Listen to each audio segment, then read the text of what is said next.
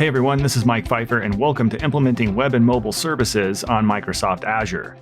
In this course, we'll take a look at everything you need to know to deploy web applications and mobile backends running in the Azure cloud.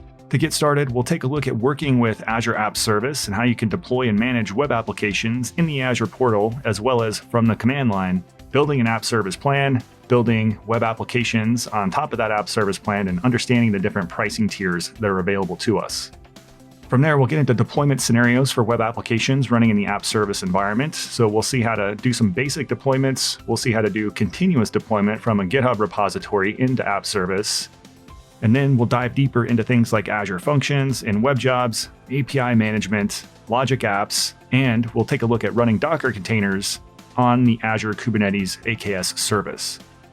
Finally, we'll tie everything together by building an end-to-end continuous delivery pipeline using the Azure DevOps suite of services. So if you're a developer looking to build and manage web applications on the Azure platform, this course is definitely for you.